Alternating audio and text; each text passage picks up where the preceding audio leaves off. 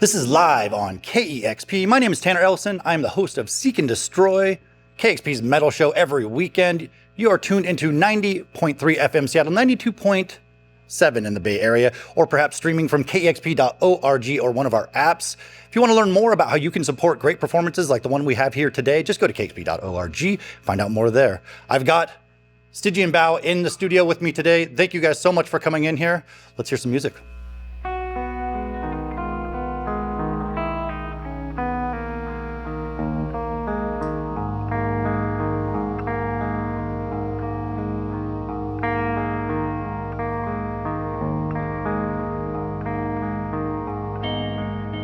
When the last will fall in the war of no love,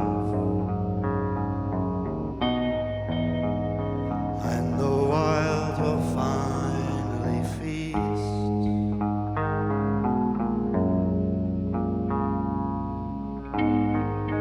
and the sea and land and the sky held above will return to bird and beast.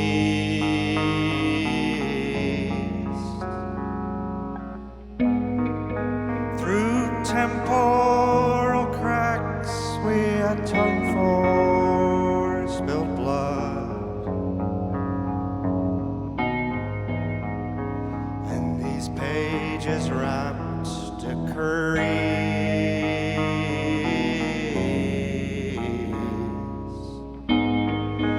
When the last is slain, hold the candle to flame.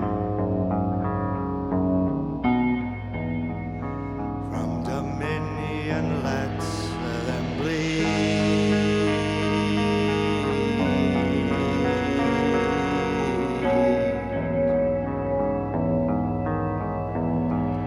We are free.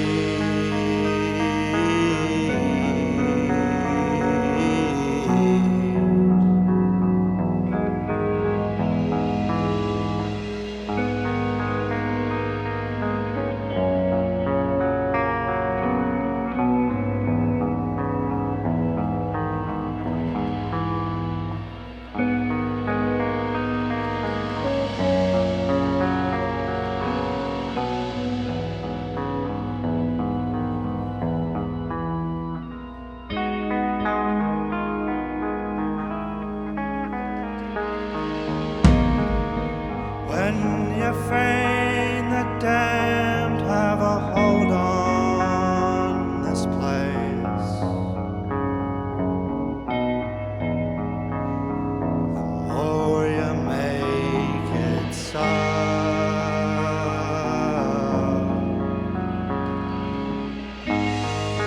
Let their names collapse with no vanishing trace. Let them hold no more thereof.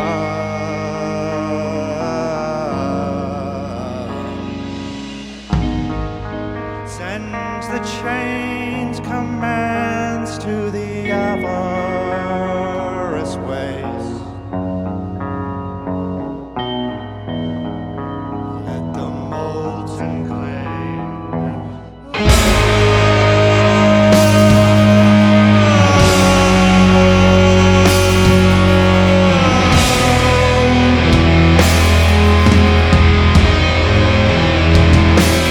now they know.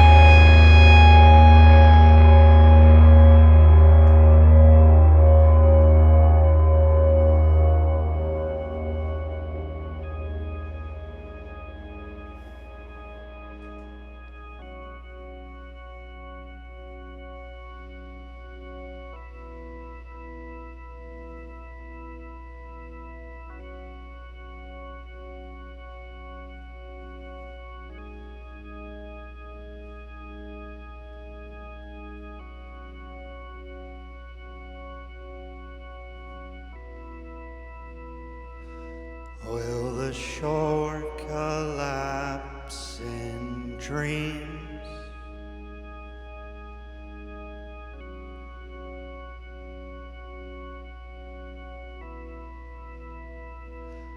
At the fraying of our screams,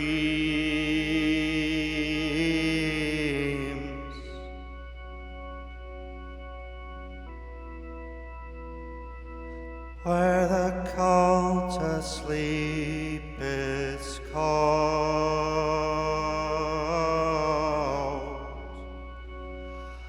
and you lay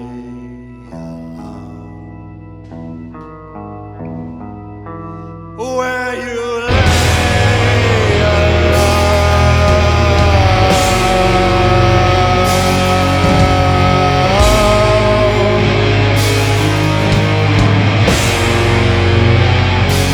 Will you pray to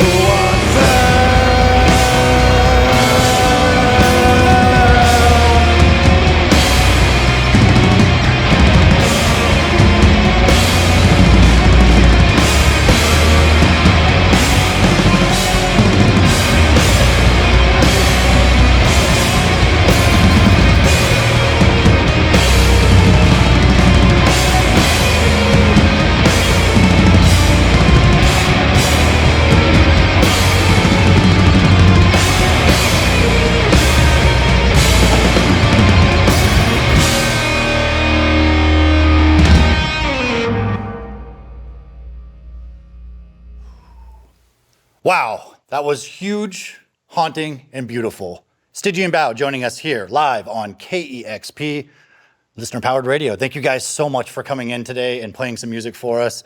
That was really amazing. This, of course, is Stygian Bough, which is a Bell Witch and Aerial Ruin collaborative set. Not just a set, but I mean really a whole new entity in and of itself.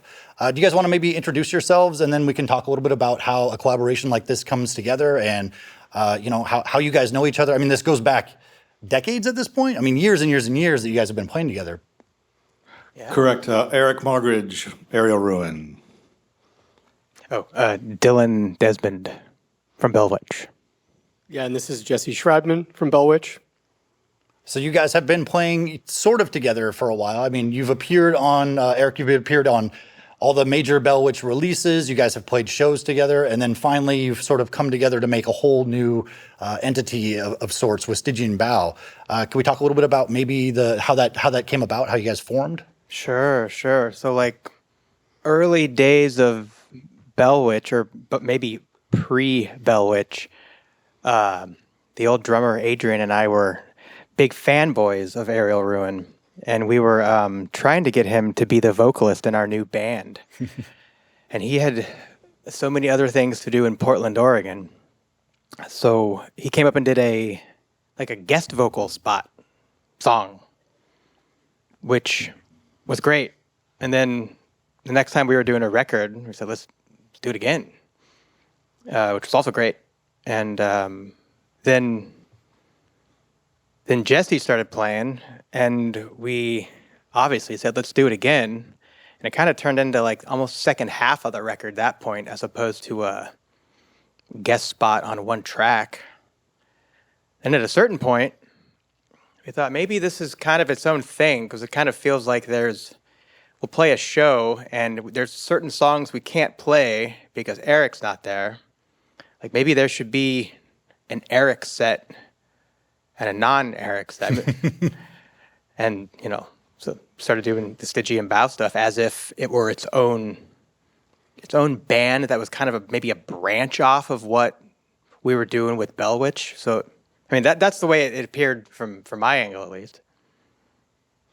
Yeah, I think that's mostly correct. It's sort of like it's a collaborative project, but it's also an extension and an expansion of what we were doing when I was just guesting with Bell Witch. It's an extension of it, and the idea of, like Dylan was saying, a full set, but then also like an expansion of it in the sense that I'm playing guitar now and involved in the writing of the instrumental music as well. So, yeah, it's been great.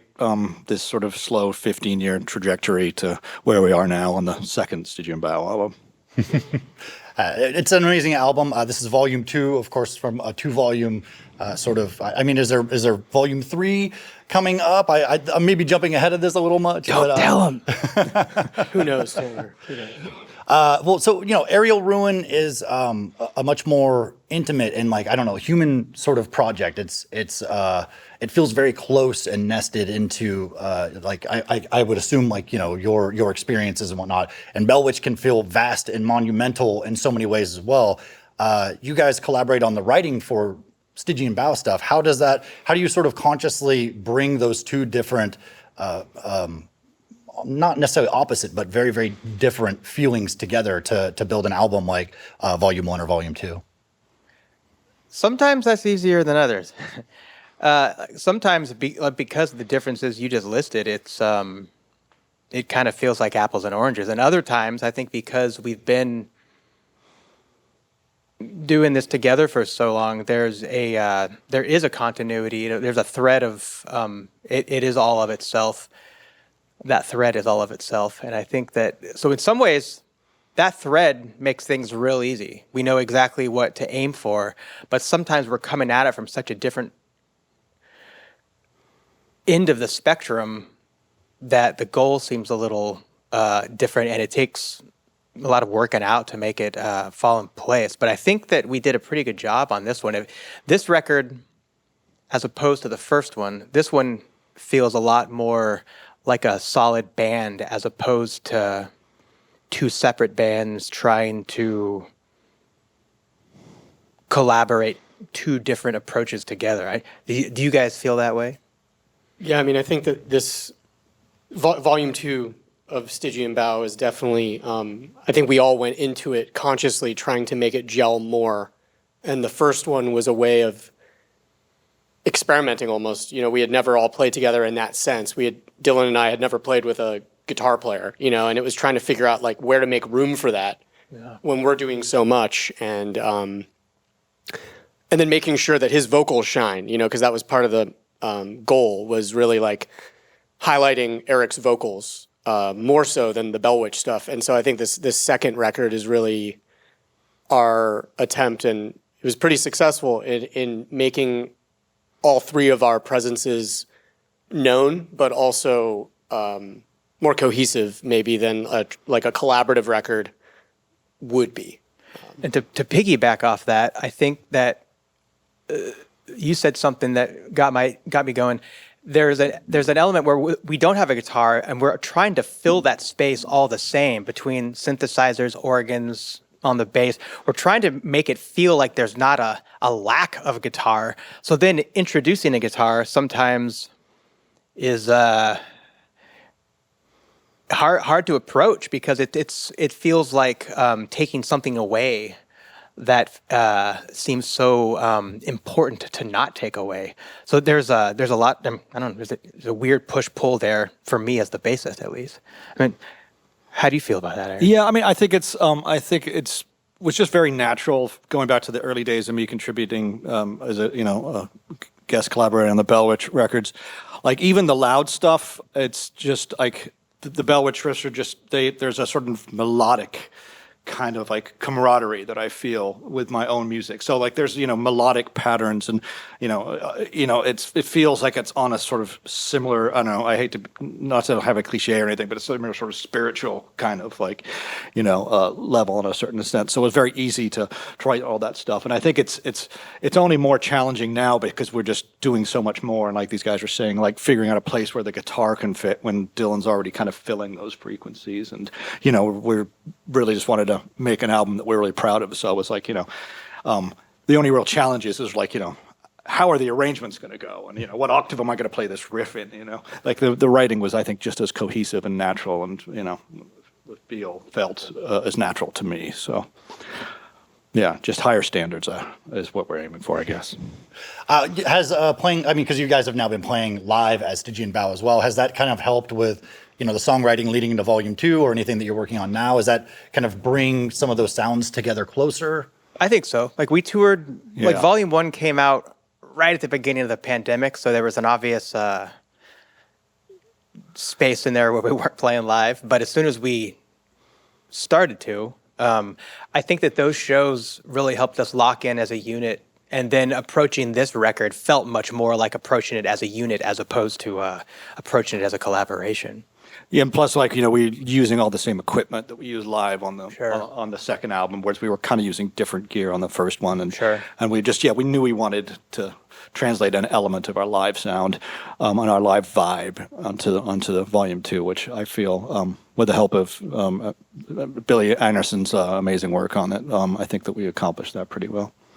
Awesome. Yeah, I think like anything, it's always easier to do something once there's a precedent set, and I think that first one was really, we just didn't know what was going to happen, and I think it has a really cool organic element to it that you can hear that almost, or at least when I listen to it, I can hear it. But again, because we had the live sound under our belts and we had performances under our belts, we then had something to compare ourselves to and kind of work off of. And I think that, in all artistic endeavors, that is helpful. It's the getting started that's the hardest part. Right. Well, they are both beautiful albums. I love them so much, and I can't thank you guys enough for coming in today. Stygian Bough, Volume 1 and Volume 2, both available on Profound Lore Records. You guys got all your stuff up on Bandcamp and everywhere else. We'll be looking for Volume 3 someday, hopefully. My name's Tanner. I've been your host here today live on KEXP with our friend Stygian Bough, a Bell Witch and an Aerial Ruin collaboration. Thank you again for coming in. If you want to learn more about how we set up any of this stuff, these great live and studio performances, any of our radio, we've got DJs in here 24 hours a day, 7 days a week. That's all thanks to you listeners. Go to kexp.org, learn more more about how you can support listener-powered radio right here on 90.3 FM Seattle, 92.7 in the Bay Area, and streaming from KEXP.org. Thanks again, guys. Thank you. Thanks, Tanner. Woo! Discover new music at listener-powered KEXP.org.